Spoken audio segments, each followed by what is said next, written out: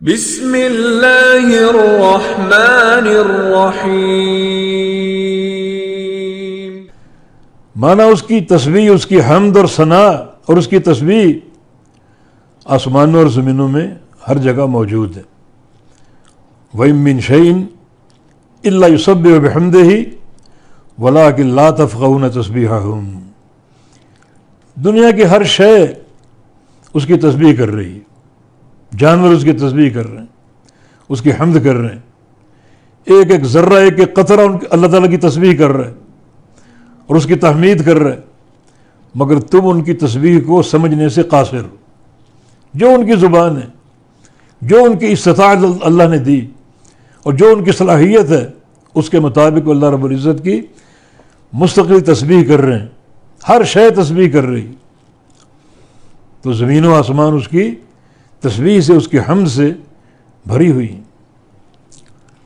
نبی علیہ السلام کی جو رکوع کے بعد اذکار ہوتے تھے، دعائیں ہوتی تھیں، ان میں سے ایک دعا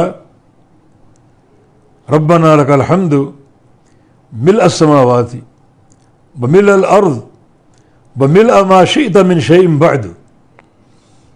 اے اللہ، تیرے لیے یہ حمد ہے، آسمانوں کو بھر کر، جو آسمانوں کو بھر دے اور جو زمینوں کو بھر دے، وَمِلْءَ مَا شِئْتَ مِنْ شَيْءٍ بَعْدُ، اور اس کے بعد جو بھی اشیاء ہیں جن کو ہم نہیں جانتے، ہمارے سامنے آسمان ہیں، زمینیں ہیں، ان کے بیچ موجود خلا ہے، بہت بڑا ہے یہ بھی، تو تیری حمد اور تیری تسبیح جو ہے اتنی ہم سے قبول فرما لے کہ وہ حمد اور ثنا اور وہ تسبیح آسمانوں کو بھر دے، زمینوں کو بھر دے، اور اس کے بعد جو اور چیزیں جنہیں ہم نہیں جانتے، تو جانتا ہے، ان سب کو بھر دے۔ اس قدر تو تسبیح کا اور تحمید کا مستحق ہے۔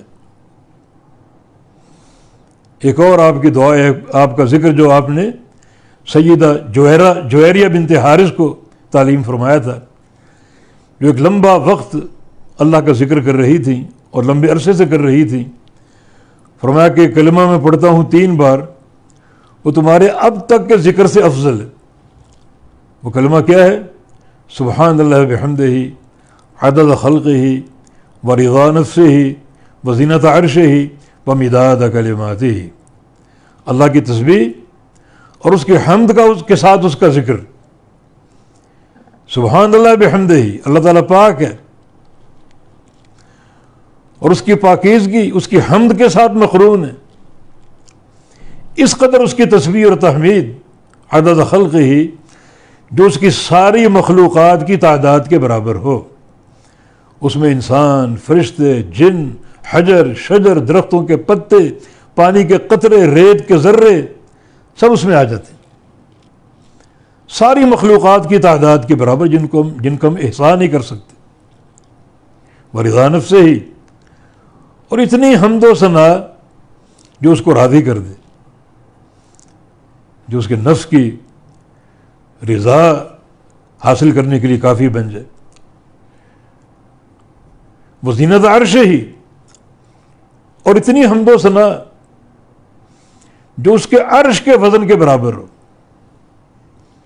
اللہ تعالیٰ کی مخلوقات میں سب سے جو بھاری مخلوق وہ اللہ کا عرش ہے، سب سے بڑی مخلوق۔ تو یا اللہ، ہم سے اتنی حمد و ثنا قبول فرما لے جو تیرے عرش کے وزن کے برابر ہو،